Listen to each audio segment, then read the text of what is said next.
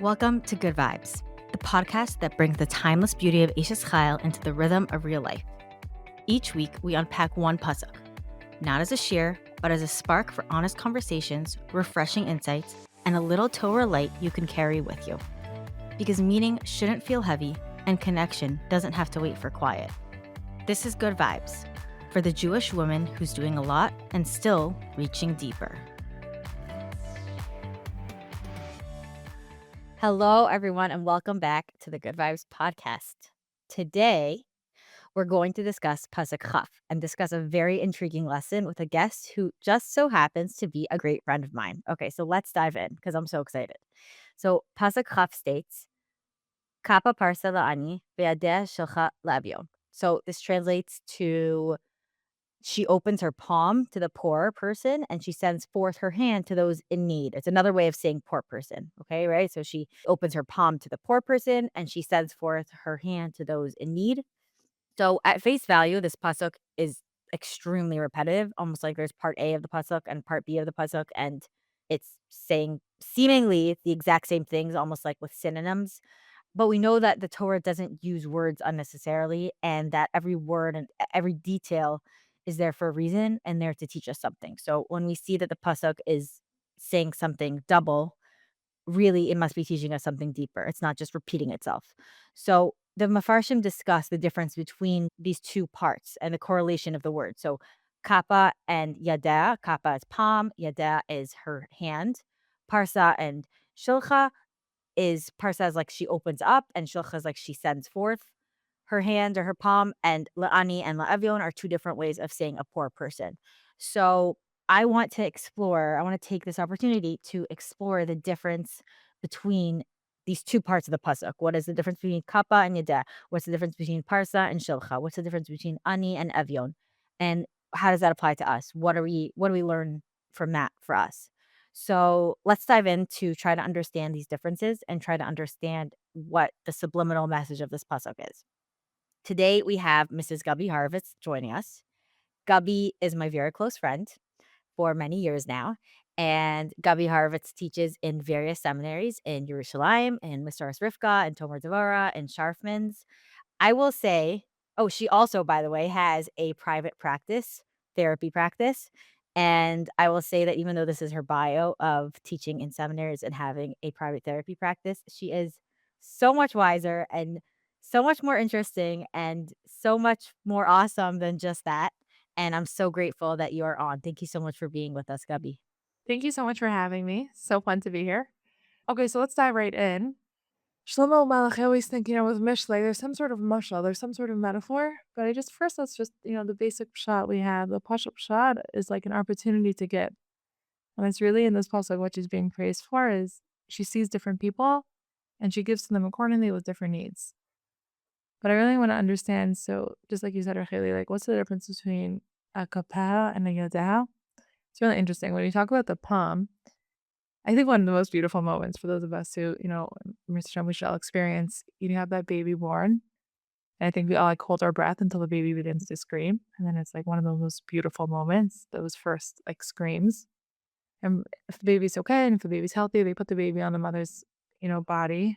And eventually as the baby starts to calm down and regulate and its breathing starts to copy the breathing patterns of the mother, the baby does something so fascinating. Every newborn baby in its most vulnerable state after leaving the birth canal will have their palms tightly clenched. And then that moment when that baby's on you and the baby starts to calm down, the baby's like hands slowly open and you feel each finger open. And then us crazy mothers start counting to see that there's 10.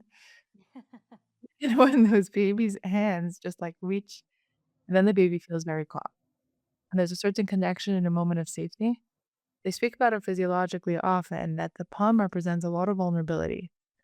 Palm reading, asar mutter, different depending which channels we take it through.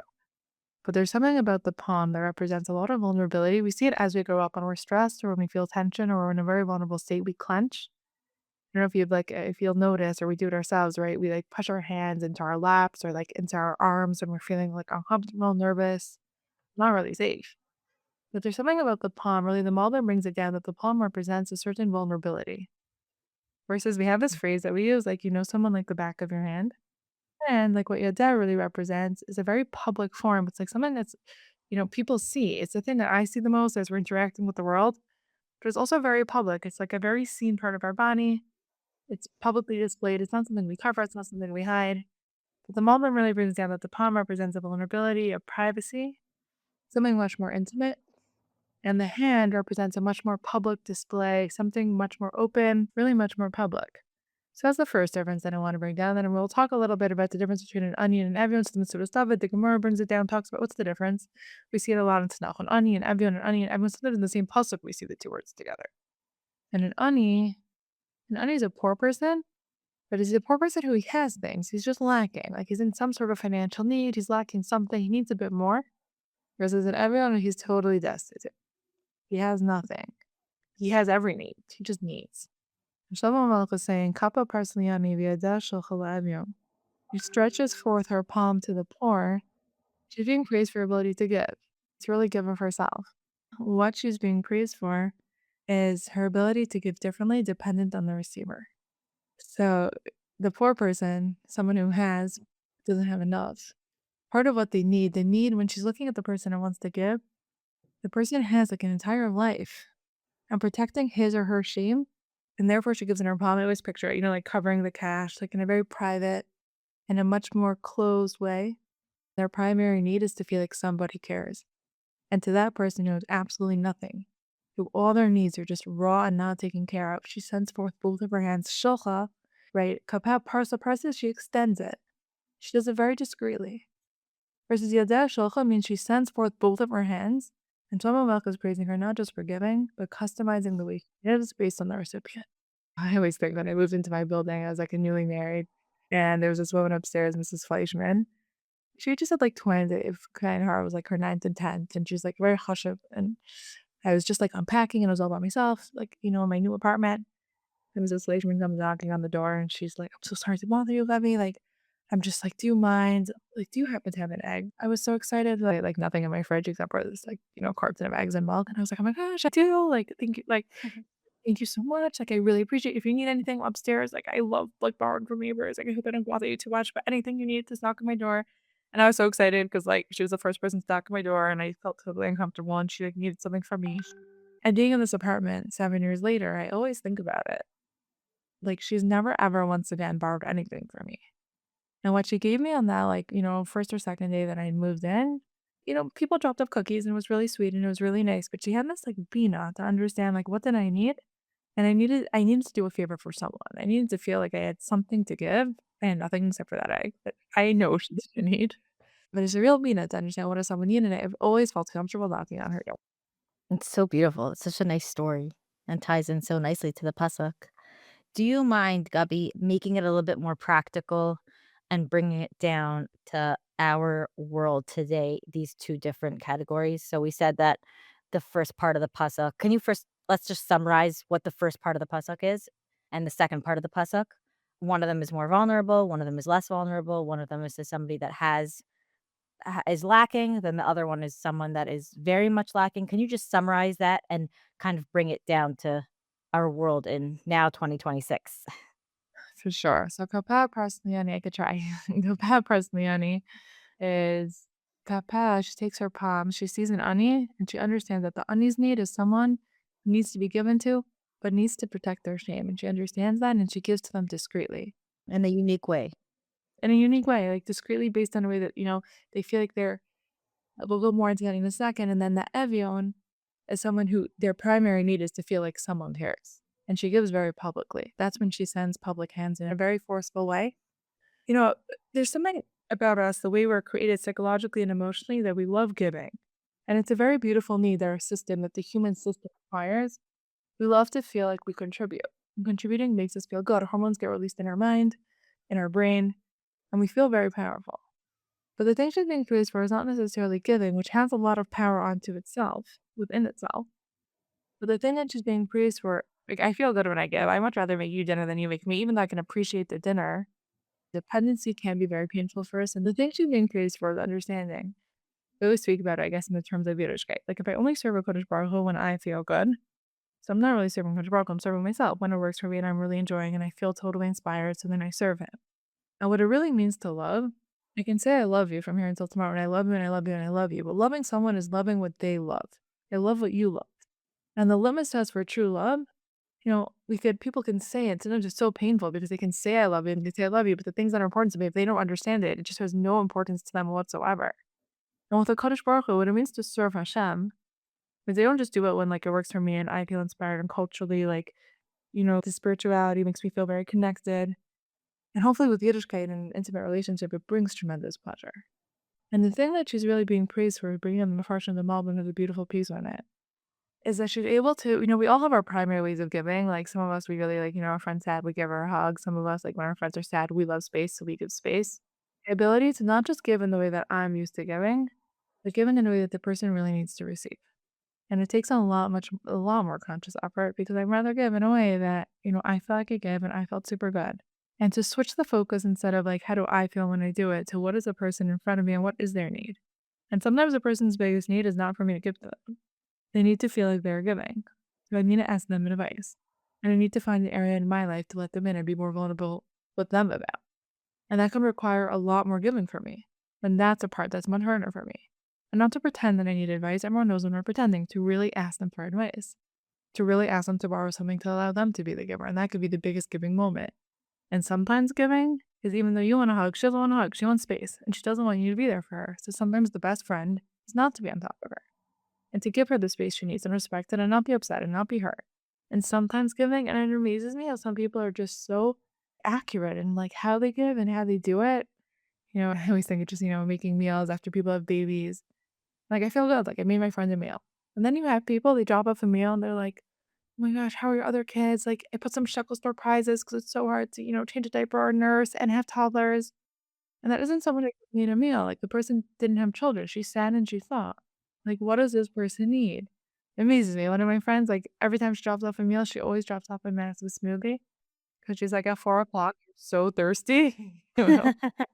So true. I think that what you're talking about and what we see from the pasuk is right for sure, it's talking about somebody who is lacking and somebody who's really lacking.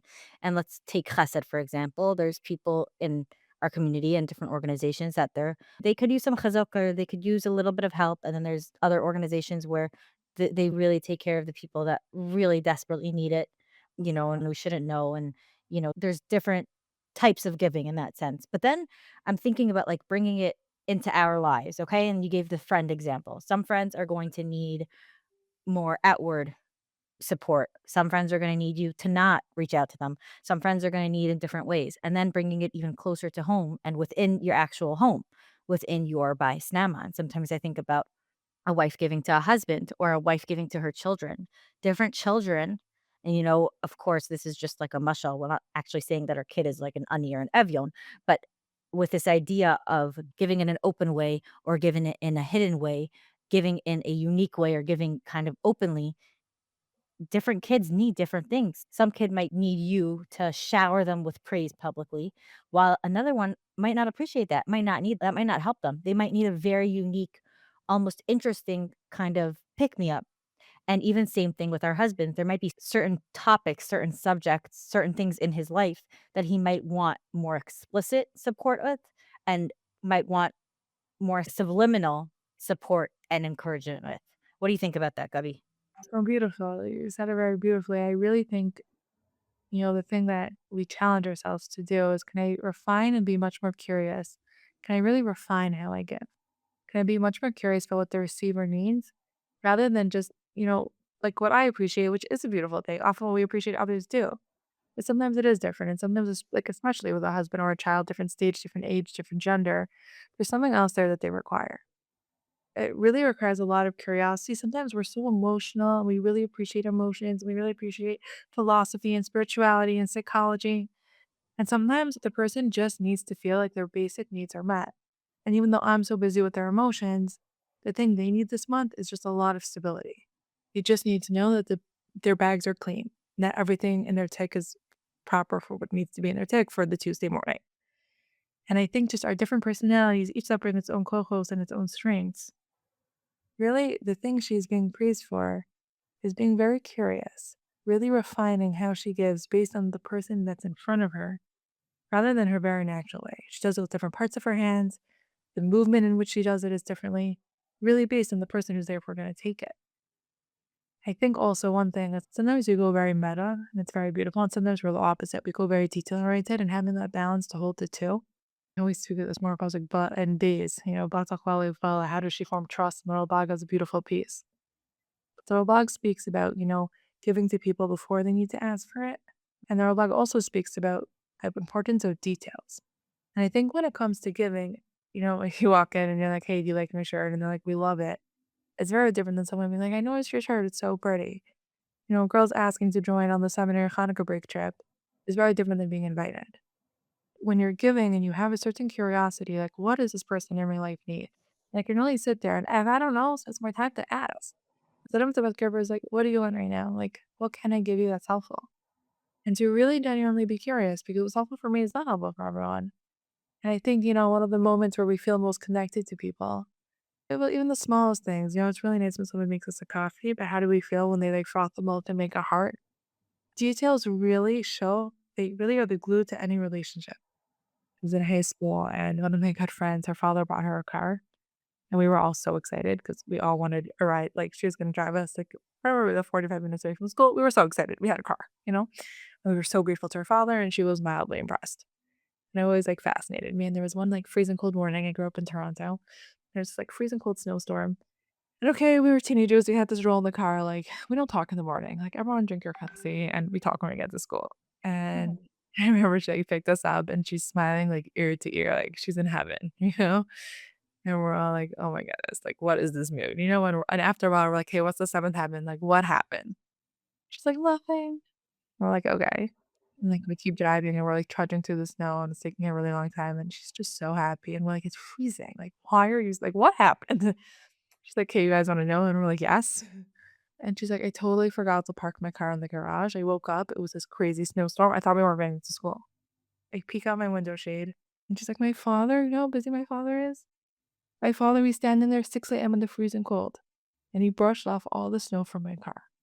And as I looked at my friends and I saw what was going on in her eyes, I had never ever seen her feel so loved. That moment, it was just so fascinating because someone could buy you a car, and we were all so excited. But for her, the fact that her father woke up early and she couldn't have gone to school and he sat there and it was freezing and he brushed the snow off, because Baruch Hu gave us a lot of details. Muksa, you have eggs in your fridge door. Muksa, like there's all these details. And it's like, Baruch Hu, you care? The creator and sustainer of the entire universe, you care? And our ability to really understand like details. And when someone does remember that I don't like tomatoes and dressing on the side or my phone not to touch or whatever it is that we have in our particular detail orient, we really are people who pay tremendous care to detail when it comes to ourselves. And when I'm giving to another person, there's something to give. And then there's something to say. Does the person want eye contact? Do they not want eye contact? Do they want it to be publicly displayed? Do they not? Do they want a hug? Do they not want to be touched? And don't ask them if they're okay. We're not meant to know. Like, we're not prophets. But I think it requires a lot of curiosity. I love that. I love how you said curiosity, how this pasuk shows that she's curious and wants to trying to think outside the box a little bit, trying to understand more. And the word that came to mind also is attunement to me. When I read that Ralbag in Pasuk Beis, I also thought of attunement, being attuned to the people in your life. And again, it takes time and it takes curiosity and it takes diligence and detail, but learning to be attuned to the people around you, of course, beginning with our husbands and our children, and if we have the time and the energy for our community and for people around us, but the ability to be attuned to what that person needs is the biggest gift we could give them. I think that it's one of the superpowers of an Eishes Chayil is understanding that my kid needs a snack when they come home or else they're gonna go crazy. So let me think in advance how I can make sure that they're gonna have a snack and that we're gonna get the afternoon on the right track. That's just a silly small example, but of course it's for bigger things as well. I think that when we care enough about somebody else to stretch ourselves, to be curious, and to get to a place of being attuned, to offer that tissue before they even need it, to offer the invite, to say the compliment before they even ask for it, it shows a certain trust, it shows a certain relationship, and shows a certain connection, and that we will always be there for them or that we're trying to always be there for them in the way that's best for them. And I think it's such a beautiful thing to start off that, to say how the Eishes Chayil is not just, yeah, she does chesed. She's chesed head in high school, and she makes sure to volunteer for her Bikur Cholim. All beautiful things. I'm a big Bikur Cholim fan. I'm just saying that the nuances and the detail of chesed comes from attunement and comes from detail and comes from curiosity and striving to be attuned. Beautiful. I think attunement is like a very appropriate word and really right nuance. I hope that tissue example because I feel sometimes someone like sitting there and crying and you're being there for them. The person needs a tissue, you know? It's so on meta. And we really mean it with our best of intention. It's like, oh, she needed a tissue. Like they all needed water. Like you get thirsty when you cry. And like to really just be able to think like, there's a person like, what would I want? And it's not always what I want. What do they want? There's so many different, I'm really getting to know people and it takes time. We really have to get to know people and really be open, really be curious. And it requires a lot of vulnerability to ask someone like, Yeah. I think that sometimes, like, we're too hesitant to say, "I really wanna help you. What is it that I can do? I wish I knew, but if you teach me now, then I'll know down the line." I think that I hope this pasuk gives everybody kind of the permission almost or encouragement to ask your spouse, ask your kids, ask your friends when you don't know what they need, like, "How can I help you? I want to learn." Like, I want to learn what it is that speaks to you so that I could be better this time moving forward. And only through trying and practice and asking and being vulnerable can we end up giving to them in their way, giving to them either openly or subliminally, like the pasuk says, giving to them outright, giving to them hidden, giving to them in the way that they need giving. And I think it's a lifelong skill. I think that meaning a lifelong thing to work on, at least for me. I think it's a lifelong thing to work on, but I think that very quickly we can see progress in our lives if we kind of have this perspective of I want to give to the people in my life the way that they need giving and the way that's going to be best for them and asking and being vulnerable. I don't think that it's something that you're going to reap the benefits rather quickly, I think. I also, I always do appreciate the 5 love languages and that whole theory of sometimes I really feel like I'm giving, but you just don't, there's no receiving because I'm speaking in Chinese when you only understand Hebrew. And really just knowing people's languages. And I think the curiosity doesn't always have to be in the moment of stress, of pain, of conflict. Just getting to know the people around us. And sometimes, the best thing to do is not to ask, to offer. You don't be like, what can I do? You're like, I don't know, nothing. When someone's like, I'm bringing you over a cake, you're like, perfect. uh, Yeah. but knowing that beforehand, like really knowing the people in your life, what they need, the different patterns. And we could imagine, right? A poor person, someone, they still have self respect. Like, it's embarrassing. And for someone who knows absolutely nothing, there's a human need to feel taken care of. And really just trying to tap into what is the need right now, what is the circumstance, and really reacting accordingly. Beautiful. I just one more thing came to mind, and then we'll wrap up. We know that we're supposed to emulate Hashem's ways, and one of the things that we always say about HaKadosh Baruch Hu is that he knows every detail, he knows every secret, he knows every hidden thing that you don't even know. And sometimes I think, like, Hashem knows me, like, infinitely better than I know myself, right? And he gives me my life, my pekala, exactly the way I need it, and that's his giving to me. And lahavdil, alfei havdalos, but I want to know the important people in my life, the people that Hashem put in my life. I can't say I'm gonna know them better than themselves. I mean, maybe for your kids a little bit, but, to know the same way that HaKadosh Baruch Hu knows us and gives us exactly what we need. Obviously, we can't do that, we're not Hashem, but to emulate that, I want to know the people in my life as best as I can so I can give to them and the most perfect pekala that I can give to them. It's not gonna be perfect because 'cause I'm human, but to give to them in a way that is best for them. And because, again, we're human and because we're only emulating HaKadosh Baruch Hu, there's gonna be a lot of trial and error. But this idea of when you think about Hashem has a tailor master plan for me, for you, for everyone, how beautiful is that idea that we wanna do that to the people in our lives? Beautiful. Just add to that one more piece, similar to what we've already spoken about. When Akash Baruch Hu's giving, Akash Baruch Hu's kul tov, tova amite. Whatever he does for me is what I'm doing for someone else. How often am I filling up myself, and how often is my focus on them? And I think sometimes it just requires like a quick U-turn. Like, wait, Gabi, is this for you? Because like you really feel good when you really feel, and it's okay. Like we should feel good when we give. But I do think it requires that you turn off and just to help me check in with myself, like, is this for them? Is this what they really need? Is there anything I can do that will fill their need more? Or is it just like the natural way that I like to feel in this circumstance, the natural way that I'm used to giving, whether it's comfort, whether it gives something to me? We speak about it with children, one of the most beautiful moments is when your children could be independent, but it's also painful because there's a dependency on us that we love. And it's good that we Baruch Hu created us like that. We're created to love when people need us. And it's not a bad thing, but it's bad when it's not controlled. It becomes very scary and frightening, and on like the very polarized spectrum, it becomes people who create disease or illness for people so that they have to always depend on them. And Amrit Hashem, each of us in our own lives and ways. But when in my life am I sometimes like not creating that independence and like I'm really thriving off of the dependence that's not in the person's best interest, it's in my best interest. Mhm. Doing my U-turn, like who is this giving really serving? And when someone could give to themselves, that is like the most beautiful moment. Of course, yeah, it could also be a painful one. And just checking in with ourselves, what's the driving force behind this giving? Where is it really coming from? And like we said, very similar to Hakadosh Baruch Hu, when I'm serving Hashem and we're doing it because culturally it's comfortable, which is a good thing. I'll tip first one and see where it's not a bad thing. But when it's the reason that I'm not serving Hakadosh Baruch Hu, I'm serving myself. And it's very scary to be in a religion of people serving themselves. Who is the center? And when I'm giving to someone else, who is the center?